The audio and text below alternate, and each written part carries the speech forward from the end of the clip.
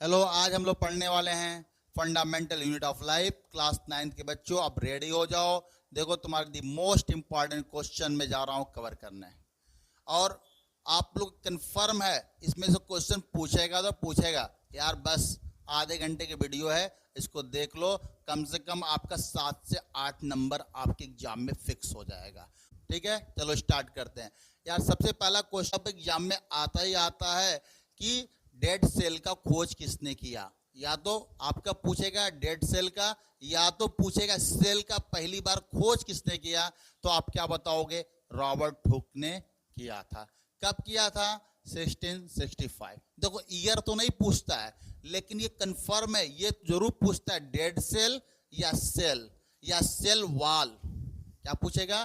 3 नाम लेता है, डेड सेल, सेल वॉल या सेल का खोज किसने किया था। और तीनों का नाम क्या है? Robert Hooke. First time cell का खोज कौन किया? Robert Hooke. बोलना नहीं, 1 नंबर का है, लेकिन एक एक नंबर से क्या बनेगा? 100 नंबर बनता है। यार, बायोलॉजी का पहला चैप्टर है फंडामेंटल यूनिट ऑफ लाइफ। तुम उठाओ, पहला ही लिखा रहेगा आपका एनसीईआरटी में, रॉबर्ट हुक ने पहली बार सेल का खोज किया था। जिंदा सेल का खोज कौन किया, अर्थात लिविंग सेल का खोज करने वाला कौन है? भैया, लिविंग सेल का खोज करने वाले हैं लीवन हॉक जो हैं। इन्होंने फर्स्ट टाइम डिस्कवर किया था। कहाँ किया था? तो वाटर पॉन्ड्स में खोज किया था। तो लिविंग सेल का खोज कौन किया? तो कौन बताओगे? लीवन हॉक। लीवन हॉक, ये भूलना नहीं है, क्योंकि आपका ये नंबर दिलाने वाला क्वेश्चन हम बता रहे हैं। तीसरा क्वेश्चन है, रॉबर्ट ब्राउन का नाम आता है। इन्होंने क्या खोज किया था? न्यूक्लियस का खोज किया था। बेटा, ये हमेशा पूछता है, न्यूक्लियस का खोज किसने किया था? Robert brown. एक लास्ट क्वेश्चन जो मोस्टली पूछा जाता है कि प्रोटोप्लाज्म का खोज किसने किया था? तो पुरकिंजे भैया ने किया था।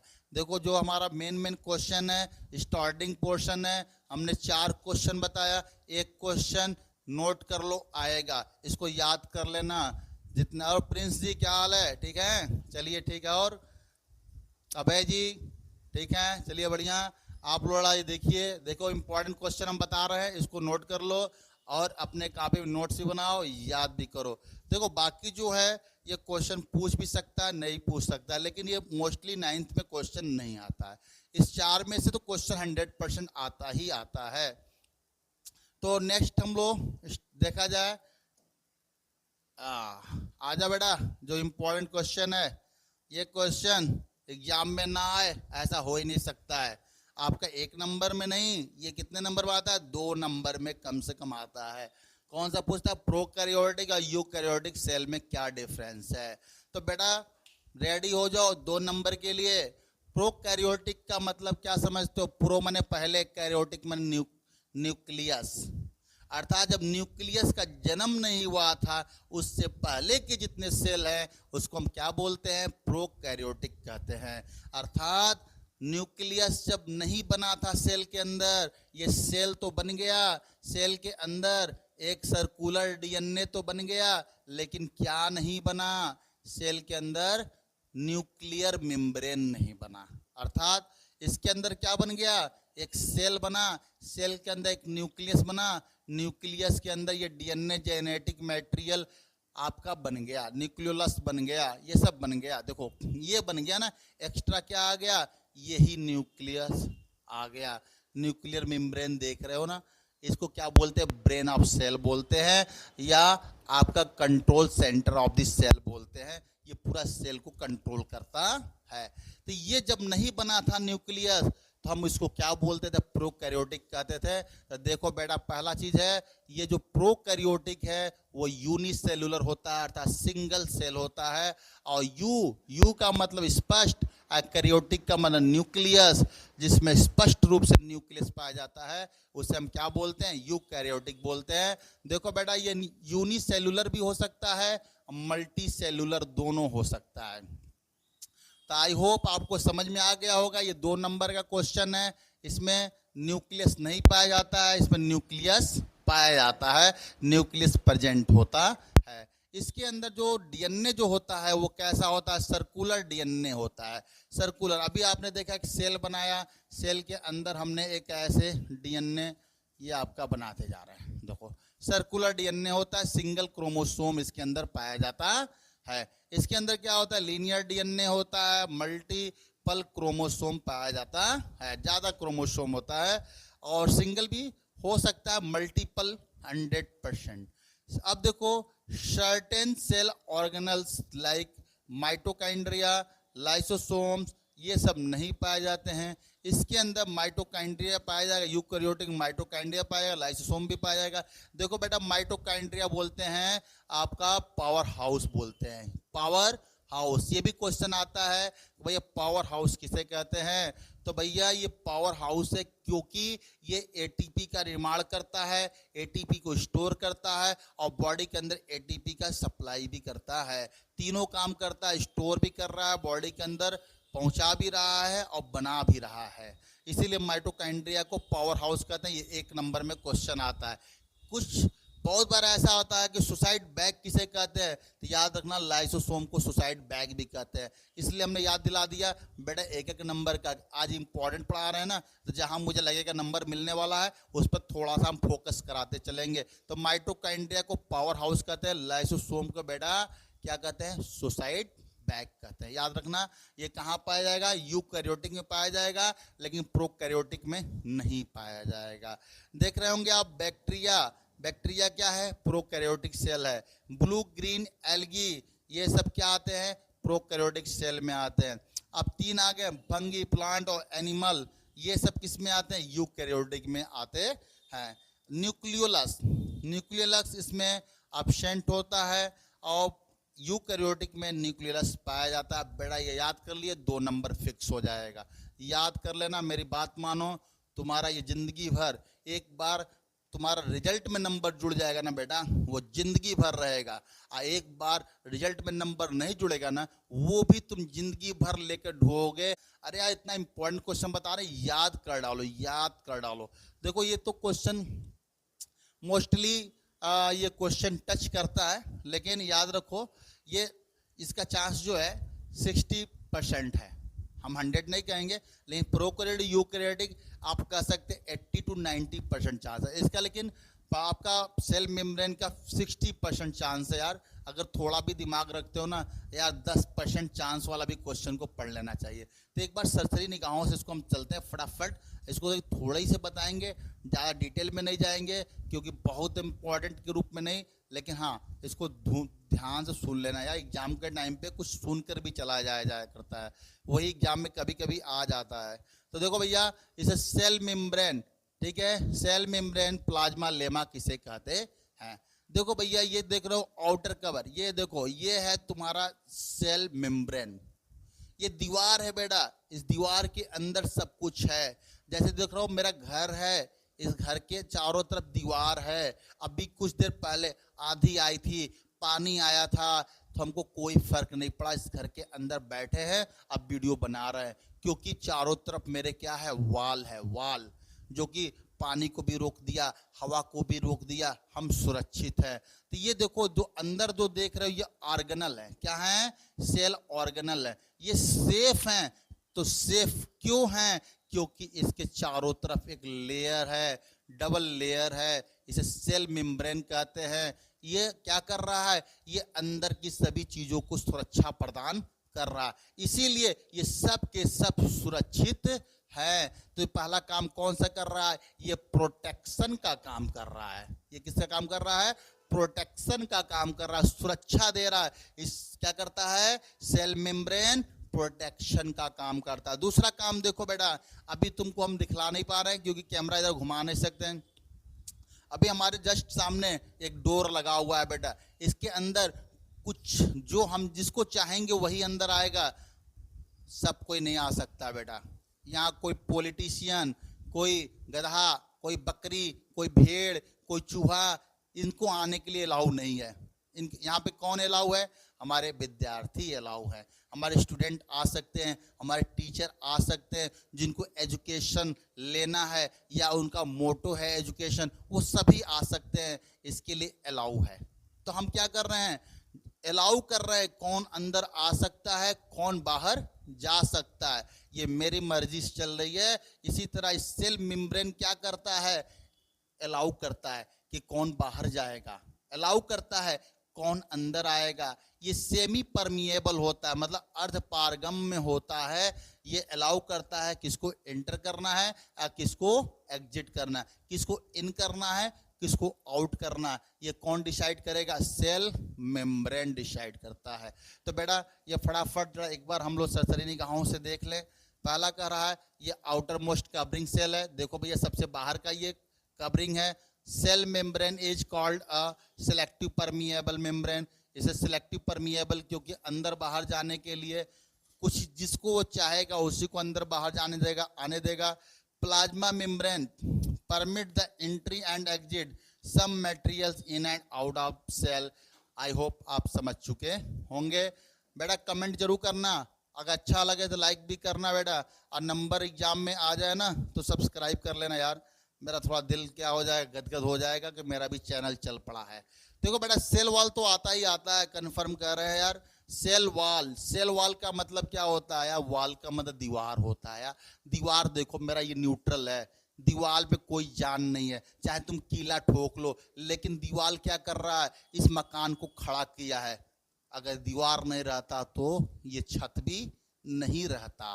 तो यार देखो वॉल से ही लग रहा है कि कोई ऐसा है जो पेड़ को खड़ा करेगा, कोई ऐसा है जो उसको स्ट्रक्चर जो भी है उसको स्ट्रेंथ देगा। तो देखो यार सबसे पहला तुम्हारा क्या आता है?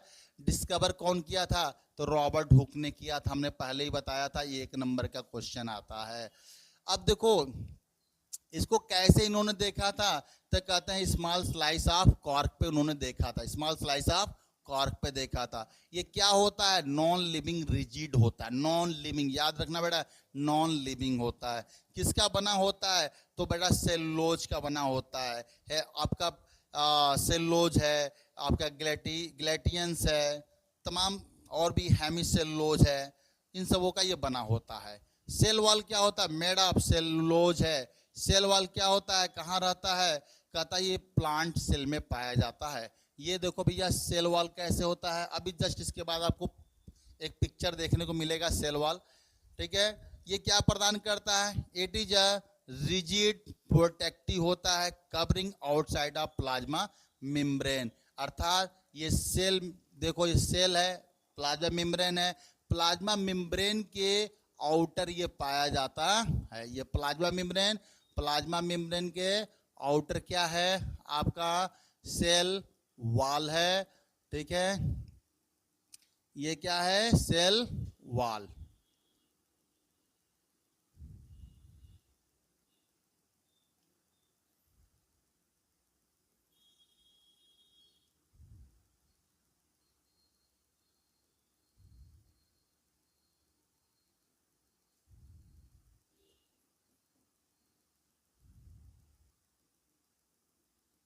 देख बेटा ये फिगर हम बना रहे हैं, ये सीख लो बेटा, ये एग्जाम में आएगा। इसका स्ट्रक्चर बनाने के लिए कंफर्म है। ये 10 नंबर में भी दे देते हैं टीचर, याद रखो। ये देखो, ये देख रहे हो ना, ये दो देख रहे हो। ये अभी हम कलर थोड़ा चेंज कर दें तो ज़्यादा बेटर आपके लिए रहेगा। देखो बेटा ये जो है हमारा सेल क्या है? वॉल है। ये अंदर जो देख रहे हो क्या है? ये आपका प्लाज्मा मेम्ब्रेन है, प्लाज्मा मेम्ब्रेन। ओके, आई होप आप समझ गए होंगे। ओके, नेक्स्ट टॉपिक हम जा रहे हैं टच करने। बेटा एग्जाम में आएगा। प्रिंस बेटा देख लेना, सभी लोग बेटा देख लो, जितने यहाँ पे जुड़े हुए हो सभी देखते रहो। आप देखो बेटा फंक्शन ऑफ दी आपका है सेल वॉल। सेल वॉल का फंक्शन क्या है? इसका कार्य क्या है? पहला है कि ये डेफिनेट शेप प्रदान करेगा, शेप जो होगा डेफिनेट होगा। दूसरा काम क्या है? मैकेनिकल स्ट्रेंथ देगा। खड़ा रहना है पेड़ को तो सेल वॉल का होना मस्ट है, ठीक है। और क्या करता है? ये प्रोटोप्लाज्म को प्रोटेक्ट करता है, प्रोटोप्लाज्म को प्रोटेक्ट करता है।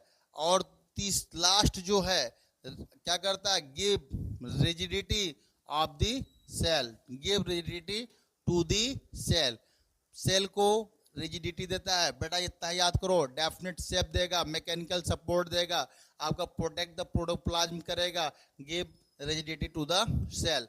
बेटा ये याद कर लो, सेल वॉल का ये फंक्शन है, दिमाग में बैठाओ यार। इस नंबर में आना है, 2 नंबर में ये आना है, 10 नंबर का क्वेश्चन जा रहा है, ये सेल वॉल का स्ट्रक्चर आएगा तुम्हारा। इसमें क्वेश्चन पूछेगा, draw a picture plant cell and animal cell. बेटा ये 10 नंबर का क्वेश्चन है, 1-2 नंबर का नहीं, 10 नंबर का। बेटा याद कर लो, 10 नंबर पाना है, भूलना नहीं। इसको बार बार प्रैक्टिस करो, बार बार प्रैक्टिस करो यार।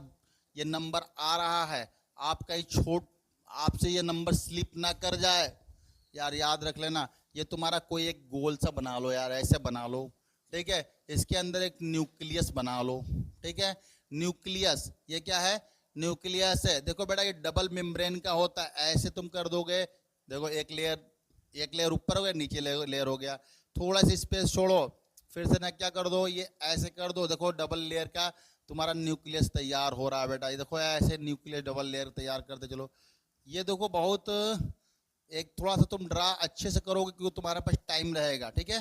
देखो डबल लेयर का न्यूक्लियस तैयार हो गया। न्यूक्लियस के अंदर न्यूक्लियोलस तैयार कर लो बेटा, ऐसे तैयार कर लो। इसके अंदर तुम क्या कर लो, क्रोमोसोम तैयार कर लो यार, इस तरह कर लो, ठीक है। डीएनए उन्हें सब आ गया इसके अंदर। अब देखो इसके ऊपर तुम क्या करोगे बेटा, एंडोप्लाज्मिक रेक्टिकुलम बना लो यार, ऐसे ऐसे ऐसे। देखो ये एंडोप्लाज्मिक रेक्टिकुलम है, क्या है बेटा? ये एंडोप्लाज्मिक रेक्टिकुलम। ये क्या है तुम्हारा? प्लाज्मा मेम्ब्रेन हो गया बेटा। ये क्या तुम्हारा हो गया? न्यूक्लियस हो गया बेटा। ये तुम्हारा क्या हो गया? न्यूक्लियोलस हो गया। ये क्या हो गया तुम्हारा? क्रोमोसोम हो गया। अभी बेटा और भी सारी चीजें याद रखो। अभी इसके अंदर ये तुम्हारा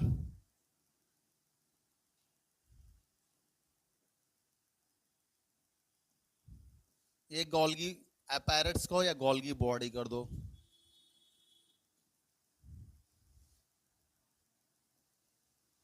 गोल्गी बॉडी कर दिए। ये हो गया आपका माइटोकॉन्ड्रिया हो गया। ये क्या हो गया आपका? सुसाइड बैग किसे कहते हैं? लाइसोसोम हो गया। इसमें छोटा सा क्या हो गया? वैक्यूल हो गया। देखो यार ये सब पाया जाएगा, छोटा इसमें वैक्यूल पाया जाता है, ये याद रखने की चीज है। देखो ये ज्यादा नहीं, ये कॉमन चीज। देखो तुम्हारा प्लांट सेल के अंदर भी एक कॉमन चीज पाया जाएगा।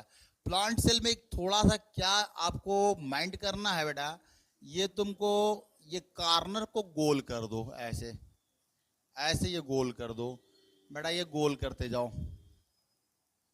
देखो गोल कर दिए। अब इसके बाद तुमको ज्यादा कुछ नहीं करना, एक ऐसे यार ऐसे लेके चलो, ऐसे तुम देख यार, बहुत आसान है, बस थोड़ी सी दिमाग की यूज करना है। ये आपका 10 नंबर कंफर्म बेटा, पैकेट में 10 नंबर बेटा, 10 नंबर पाना है तो ये तुमको करना ही करना पड़ेगा। देख बेटा ये तुम्हारा सब्जी वाला बक्सा बना रहे हैं, देख बेटा ऐसे याद कर ले।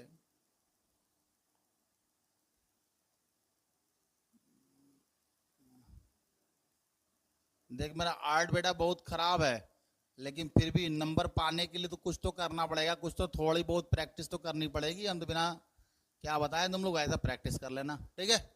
देख बेटा ऊपर जो है ना, इसको बोलते हैं सेल वॉल। क्या बोलते हैं इसको? सेल वॉल बोलते हैं बेटा। देख इसके नीचे जो देख रहे हो, यहां देख रहे हो, क्या बोलते हैं हम लोग? Plasma lemma. इसके अंदर देखो बड़ा सा एक वैक्यूल बनाओ यार, देखो ये वैक्यूल हो गया, ठीक है। वैक्यूल के आगे एक छोटा सा न्यूक्लियस बनाओ यार। न्यूक्लियस के अंदर तुम क्या करोगे? ये देखो ये आपका न्यूक्लियोलस हो गया बेटा। इसके अंदर तुम जेनेटिक मटेरियल डाल दो यार। इसी के ऊपर तुम क्या कर दोगे? एंडोप्लाज्मिक रेक्टिकुलम कर दो। इसी के पास थोड़ा सा क्या कर दो, ऐसे आप गोल्गी बॉडी बना दो यार। देखो ये गोल्गी बॉडी बन गया। इसमें क्या बना दो, सुसाइड बैग जो लाइसोसोम बना दो यार। इसके अंदर क्या बना दोगे, माइटोकैंड्रिया बना दो यार, माइटोकैंड्रिया। इसके अंदर क्या बनाओगे, ग्रीन कलर लो यार, क्लोरोफिल बनाओ यार, क्लोरोप्लास्ट बनाओ। अब देखो यार, ये तुम क्लोरोप्लास्ट बना दो यार। तो तुमको ज्यादा दिमाग नहीं लगाना यार, कुछ चीजें लगा दो यार, थोड़ा सा बनाना। वैकोल बड़ा कर दो, यहाँ देखो वैकोल इतनी सी कर दी हमने, वैकोल इतना छोटा कर दिया। माइटोकैंड्रिया इसके अंदर भी है, माइटोकैंड्रिया इसके अंदर भी है, देखो माइटोकैंड्रिया माइटोकैंड्रिया दोनों जोड़ दिए हमने। ये गोल्गी अपैरेट्स है, ये तुम्हारा न्यूक्लियस हो गया, ये एंडोप्लाज्मिक रेक्टिकुलम हो गया, ये आपका लाइसोसोम हो गया, ये आपका वैकोल्स हो गया, ये क्लोरोप्लास्ट हो गया। बस यार 20 नंबर हो गया। कुछ भी तो नहीं किए, बस तुम सेम सेम वही चीज बना रहे हो यार। ये भी डबल मेम्ब्रेन का, थोड़ा सा और तुमको चाहते हो तो इसके ऊपर थोड़ा डॉट डॉट डॉट डॉट लगा दो यार।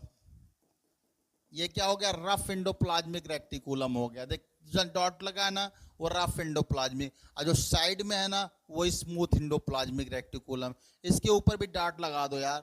ये क्या हो गया, रफ एंडोप्लाज्मिक रेक्टिकुलम। आज जहां पे कोई डॉट नहीं लगा है ना, वो क्या होगा, स्मूथ एंडोप्लाज्मिक रेक्टिकुलम। बेटा 10 नंबर ऐसे ही मिल जाएगा, बस थोड़ी सी ध्यान देना है। प्रिंस भैया, अभय भैया और आयुष जी, आप लोग ध्यान दे लो यार, नंबर पाना है अब की बार। चल भैया आगे चलते हैं। अब देख, प्लांट सेल एनिमल सेल में अंतर भी आता है। प्लांट सेल क्या है, एनिमल सेल क्या है यार, कुछ चीजें बस अंतर है। सेल वॉल, अब देखो प्लांट सेल में क्या पाया जाता है, प्लांट सेल में सेल वॉल पाया जाता है, और एनिमल सेल में सेल वॉल नहीं पाया जाता है। इसमें प्लाज्मा बस लेमा होता है, और इसमें आपका सेल वॉल होता है। अब इसमें क्लोरोप्लास्ट, क्यों क्लोरोप्लास्ट इसलिए होता है क्योंकि ये खाना अपना स्वयं बनाता है, अपना फूड स्वयं बनाता है ना, इसलिए क्लोरोप्लास्ट होता है। देखो फोटोसिंथेसिस करता है प्लांट, क्योंकि उसको भोजन बनाने के लिए हमारे तरह किचन नहीं चाहिए। वो खड़ा है, सूरज के प्रकाश मिल रहा है, उसे केमिकल एनर्जी में चेंज करके अपना भोजन प्राप्त कर रहा है। क्लोरोप्लास्ट के वजह से सब कुछ हो रहा है। इसके अंदर क्लोरोप्लास्ट पाया जाएगा। हम लोग क्या करते हैं, खाना जो भी सब्जी काट के लाएंगे किचन में बनाते हैं ना, इनको बिल्कुल जरूरत नहीं है। ये आपका ऑटोट्रोप्स होते हैं, ये जो है हम लोग भोजन बना कर खाते हैं। तो बेटा हम लोग किसी के ऊपर डिपेंड है, हेट्रोट्रोप्स हैं, तो इसमें क्लोरोप्लास्ट नहीं पाया जाता है। वैकोल्स इसके अंदर प्लांट के अंदर बहुत बड़ा होता है, जैसा कि पीछे हमने बनाया था, आप देखे थे। और इसके अंदर वैकोल क्या होता है, बहुत छोटा होता है। अब देखो हम लोग क्या छोड़ते हैं, कार्बन, हम लोग छोड़ते हैं एनिमल सेल, ओहो ये देखो थोड़ा गलत हमने लिख दिया यार, इसको रिलीज कार्बन डाइऑक्साइड, ये हमको इधर लिखना चाहिए था, इसको इधर लिखना चाहिए था। तो प्लांट क्या छोड़ता है, ऑक्सीजन छोड़ता है, और क्या लेता है, कार्बन डाइऑक्साइड। और हम लोग क्या करते हैं, हम लोग छोड़ते हैं कार्बन डाइऑक्साइड, लेते क्या है, ऑक्सीजन। ये सांस लेने में, ब्रीथिंग में थोड़ी सी आप यहाँ पे थोड़ा मिस्टेक हुआ है, थोड़ा ध्यान दे लीजिएगा लिखते समय। इसको रिलीज कार्बन डाइऑक्साइड कहाँ लिखिएगा, एनिमल सेल में, और रिलीज ऑक्सीजन कहाँ लिखिएगा, प्लांट सेल में। एंडोप्लाज्मिक रेक्टिकुलम बेटा इंपॉर्टेंट है, ये एग्जाम में पूछता है, इसका फिगर भी पूछता है, आपको बनाना पड़ेगा, कंफर्म कर लो। तो फिगर इसका बनाना बहुत आसान है, बता ही चुके हैं। बड़ा ये न्यूक्लियस मेम्ब्रेन है, इसको डबल लेयर वाला मेम्ब्रेन दिखला देना है, ऐसे डबल लेयर बना लेना, ठीक है। अब जल्दी जल्दी कर रहे हैं बेटा, तुम आराम से करना, ऐसे ऐसे कर देना। इसके ऊपर क्या कर दोगे बेटा, डॉट लगा दो यार, जहां जहां देख रहे हो आधा डॉट लगा दो, आधा छोड़ दो। जहां डॉट लगा दिए उसको रफ एंडोप्लाज्मिक कह दोगे, इसको क्या कर दोगे, रफ एंडोप्लाज्मिक रेक्टिकुलम। जहां नहीं लगाए हो, स्मूथ एंडोप्लाज्मिक रेक्टिकुलम। हो गया, फिगर तैयार हो गया यार, इतना आसान है। बस तुमको थोड़ी सी ध्यान दोगे, फटाफट क्वेश्चन सॉल्व। यार 2 नंबर का ये तो आता ही आता है यार, याद कर लेना। ये है एंडोप्लाज्मिक रेक्टिकुलम।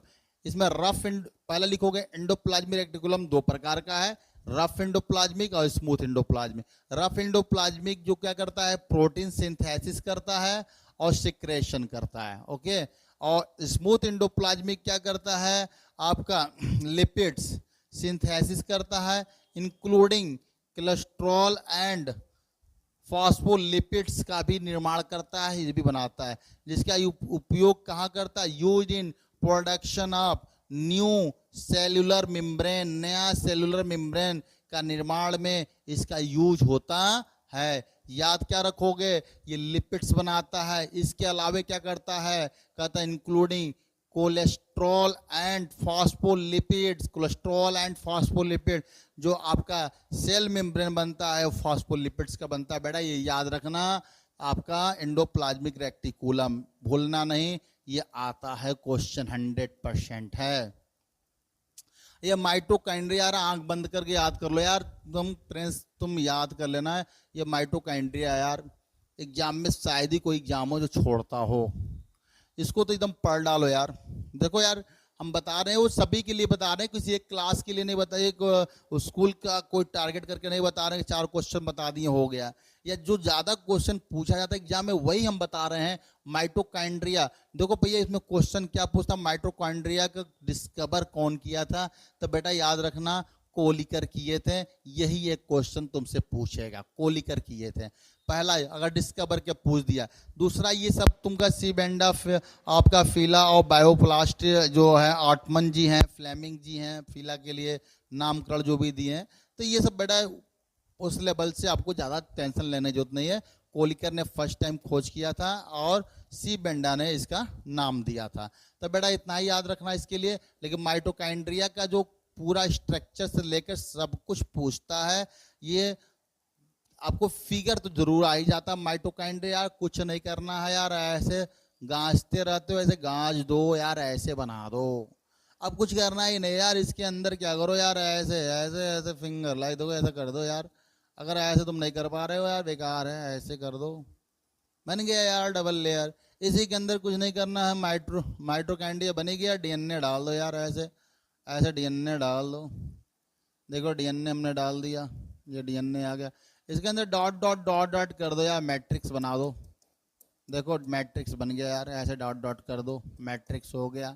अब इसके अंदर तुम चाहो तो और भी बहुत सारे हैं, उसको डाल दो, राइबोसोम डाल दो यार, छोटा सा एक अलग कलर में लेना, पेंसिल के साथ कुछ और भी कलर हो सकता है। ये आपका हो गया राइबोसोम्स हो गया, ठीक है, राइबोसोम्स डाल दो, तो इसका नाम लिख दो यार। ये देखो यार आउटर मेम्ब्रेन है, बाहर का मेम्ब्रेन है तो आउटर मेम्ब्रेन कर दिए।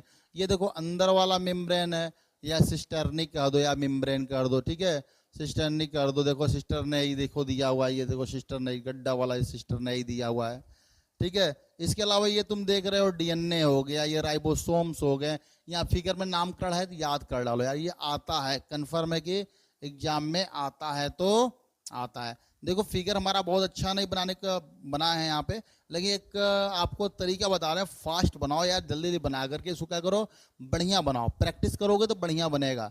देखो ये डबल मेम्ब्रेन होता है, पहला है माइटोकाइंड्रिया, क्या होता है डबल मेम्ब्रेन होता है, irregular find in cytoplasm, cytoplasm में इरेगुलर पाया जाता है।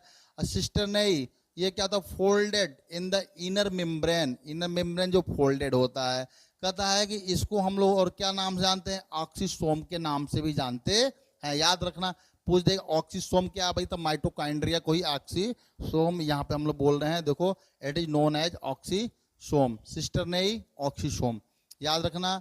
अब कह रहा माइटोकाइंड्रियल मैट्रिक्स कंटेन, कहता माइटोकाइंड्रियाज डीएनए, इसके अंदर क्या पाया, माइटोकाइंड्रिया डीएनए पाया जाता है, राइबोसोम्स पाए जाते हैं, आपका सॉल्युबल एंजाइम्स पाए जाते हैं, स्मॉल ऑर्गेनिक मॉलिक्यूल्स पाए जाते हैं। तो ये याद रखने वाली चीजें हैं, क्या क्या हो गया, ये डबल मेम्ब्रेन क्या हो गया, इरेगुलर इन साइटोप्लाज्म हो गया, आपका सिस्टर्नी क्या होता है, आपका फोल्डेड इन इनर मेम्ब्रेन होता है, इसको हम लोग ऑक्सीसोम के नाम से भी जानते हैं।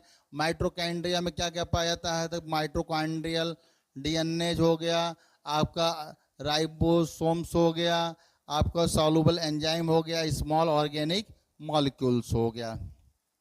और जो डीएनए भी होता है डबल स्टैंडर्ड होता है, क्या होता है डबल स्टैंडर्ड का मतलब, एक स्ट्रैंड दूसरा स्टैंड, डबल स्टैंडर्ड, तो ये डबल स्टैंडर्ड डीएनए होता है।